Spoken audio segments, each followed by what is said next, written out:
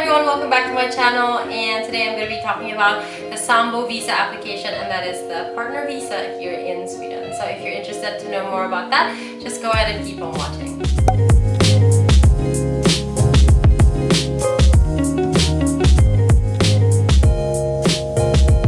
Before anything else, you guys, I want to say thank you for all the love that you have shown me in my past few videos. I really appreciate them, and today I'm going to be talking about the Sambo Visa because I know that a lot of you guys are interested to know about that. So what is a Sambo Visa? In general, if you don't know, that is the partner visa or the spouse visa. So in Sweden, they don't recognize marriage in terms of a difference if you're a partner or not. The only thing that they recognize is if you're actually legally together with one person or not. So that's what it is. So a Sambo visa is basically a partner visa. That is the current visa that I have now. I have a temporary resident permit for a Sambo. When I applied for the Sambo visa, I was already living in Sweden. So the process that will tell you is how we did it from inside Sweden, because if you well know that if you're applying for a Sambo visa and you haven't had any other forms of visa from before, you're supposed to apply from outside Sweden. But since I was coming from a student visa, that's what I had before this, I was allowed to stay in Sweden and continue doing what I was doing, like studying and working, and it is pretty easy, at least during this time. So I'm just going to tell you that the whole process took about 8 months. This whole visa doesn't revolve around me, it revolves around the Swede or the person that you're moving in with, because in general the visa allows you to stay in Sweden if your partner has met all the requirements that is stated on the website. There is a specific maintenance requirements that they're going to ask you for, and it's basically that your partner should be able to have a proper job, which means it should be a permanent job. It's not a contractual job, it's not an extra job, and it should have a work contract. And the second one, they should have the right amount of salary. I don't remember really how much it was. And the last one, you should have the right size of apartment or house that you're living in. If you're wondering what are the reasons for this, it's because they want to protect the Swede and they want to protect the country, of course. They want to make sure that the person you're moving into could take care of you and they are basically responsible for you. So their name is also on the line. And also you have to pay. There's also a fee. And I remember we paid for it maybe after 3-4 months. Because we thought that we're gonna get like a notice that you're supposed to pay for the application fee for the application, but we never got anything. But we knew that we're supposed to pay for it, so we did it anyway without them asking. And yes, we brought the receipt of that payment during the interview as well. If, for example, none of the stuff that I've said you can meet, just know that you should pause your application process, because I'm telling you now, you will get denied. If you look into the website, they will keep telling you that if you haven't met their maintenance requirements, just those few little things, you cannot move on from the application. So that's what we had. We made sure that everything is in place. There is a little bit of a clause where the apartment should be under your partner's name, or if it's not under both of your names, it should be under his name, whether it's a rental or you own the house. So for example, your partner is living with their parents should be able to write his name under the house saying that they are allowing him to live in this place, or you're renting it from your parents, something like that. Because if you're just living at the family home, that's not possible. That doesn't check the maintenance requirements. So even if you have a job, even if you have your own apartment, even if you have a lot of money in your bank, they don't really care. What they care about is the status of the partner that you're moving into. When we submitted the requirements, we thought about sending pictures as well to show proof of our relationship, but somebody told us, we are part of this group on Facebook where it's a lot of people that have the same case and they're waiting for their case decision. Somebody told us that you send it if they ask for it, and some people said send it all. But since we thought that we should follow what the website says, because on the website it says if we ask you for it, you send it, we just decided we're gonna follow it. I don't know why, just we thought we don't want them to get irritated or bombarded with everything. So we sent whatever was listed on the website. If you are interested to know, I will link the migration's website below, and so you can see all the details there.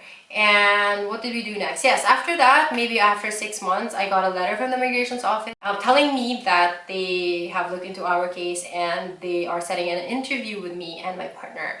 And also at that point, they told me, bring all these. These are like just some personal documents that they wanted to get from me. We had like a week time to prepare for our like interview. Okay, when I say prepare, it doesn't mean that we need to memorize our lines or anything like that. No, we just like went through the whole relationship, like when we met, what are the things we like, what his favorite color is, everything that we know about each other. Keep in mind that the questions are different. It isn't a basic questionnaire that you receive. It's a person asking you random questions. So from the Facebook group that we are a member of, a lot of people has been sharing information about the interview or what they have received, what people ask them, and what the case officers have asked them. So we're just basing it on that. We're just trying to practice. Like, for example, one person has been asked to tell them what they ate the day week before, where they went on a date, stuff like that. So we just try to remember, like, what have we been doing, what is our hobby, or when was the last time we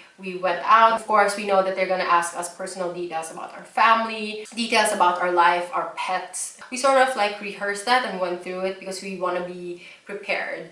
And we're doing this because, of course, you're nervous and you want to make sure that you know the answers to the questions they're going to ask you, and also because we don't know what questions they're going to ask specifically. From the interview date, we decided to prepare. We were quite relaxed. We went to the migrations office quite early. When we went there, we knew we had an appointment. We went to this reception area where like people from the migrations office are standing and taking people that are coming in. They told us we don't have to sign up for anything. We just have to sit at the waiting area and just wait. Someone will come and take us. So during the time that we were waiting, we've seen a lot of case officers coming out screaming people's family names, surnames, like something, and we were just waiting for our turn. No one has come. So after 10 minutes, next thing you know, I don't know, this one girl came up to me and asked me, Christine, we should go. So of course I got a little shocked. You know, you get a little nervous thinking, where did she come from? I didn't see her come out of the office. It felt like they were probably watching us from before, and I was so glad because I thought about it. What were we doing before she came and called me? I remember we were holding hands and my boyfriend and I were talking. So it was at least maybe if she took a look at us before, she would know that we are genuinely a couple. I didn't know if she was a case officer. I had no idea. She just said, come and follow me. So we were chatting a little bit, and then when I got to the interview room, apparently she will be the one interviewing me, but she isn't my case officer. So she told me that whatever I say to her, she will write it down, she will take everything into consideration, and she will actually explain the whole interview to the case officer that will be assigned to me.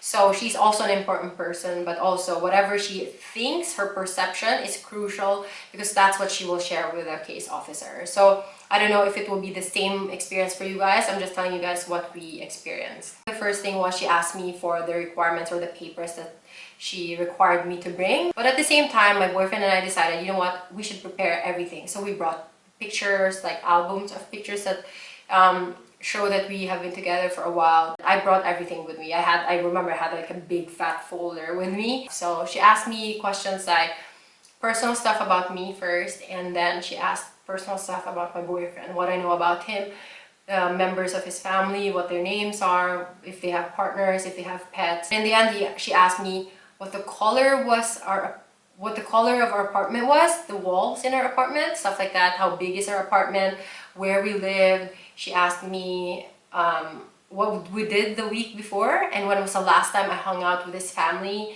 Stuff like that. It's actually pretty random. It's something that you probably won't be able to prepare for. After the end of the interview, I asked her actually, like, I brought with me pictures, albums of our relationship. Do you want to see it? And I was quite surprised when she said, no, it's fine. So she didn't really care about it, and it made me feel glad a little bit that she didn't need to see it. There was a point where she asked me that if ever we ask you to leave Sweden before we make a decision, would you do it? So this question is pretty crucial because it is part of the law. They say that when the migrations office is about to make a decision, you're supposed to be out of Sweden. So I know that they were going to ask this, or I know that there's a possibility that they will ask this, so I know that my answer would be yes.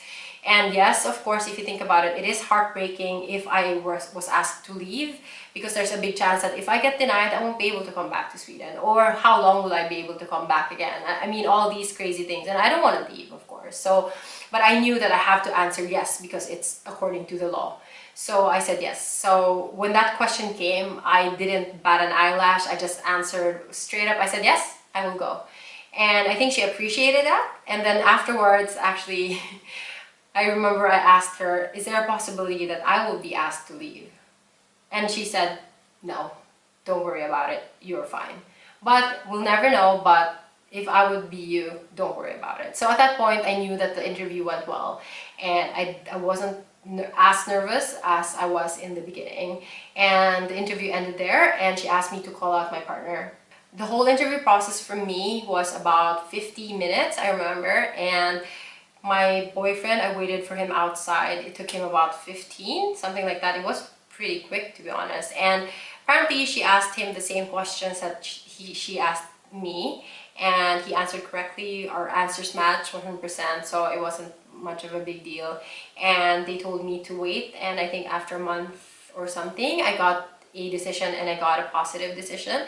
So I got a temporary permit for 2 years. So that's what I have now. So I think some people will get a permanent depending on the case, if you have a baby or for something else, I think, or how long you've stayed in Sweden, I think. And at that point, I've only been in Sweden for a year. So I think that's the reason why, and I don't know, that's what they gave me. So I got a 2-year temporary. So actually this year I have the opportunity to apply for a permanent resident permit, and that will be in September. So yes, and I think in general what I learned from this whole experience is that, you know, your relationship is, if your relationship is legit, it's not hard. You know, they will know. Actually, she asked me, do you love your boyfriend? I said, yes, of course. And she said, because there's so many Filipinas and Filipinos who come to Sweden for another purpose. And she says the reason why they ask questions like this is because they want to protect the partner in Sweden, the boyfriend or the girlfriend, of course. So they ask, and she even tells me that there's so many people who fail at interviews because they can see through them. They know if you're lying. So my tip to you guys is be honest. So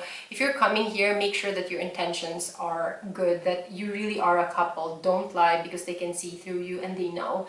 And she says there's so many cases that have been denied because even if they show pictures and stuff, we just know they're not a real couple. I don't know, you know, if you're working at this job for a long time, you gotta see signs. I think that's the most important part, and prepare everything. I'm giving you this to try and help you guys if there's like something that you're wondering about, or just to give you tips and to give you sort of like an overview of what to expect during the Sambo Visa application. So I hope I've helped you guys in this video. I hope you like this video, and please don't forget to click the subscribe button and the like button, and I'll see you guys on my next one. Bye!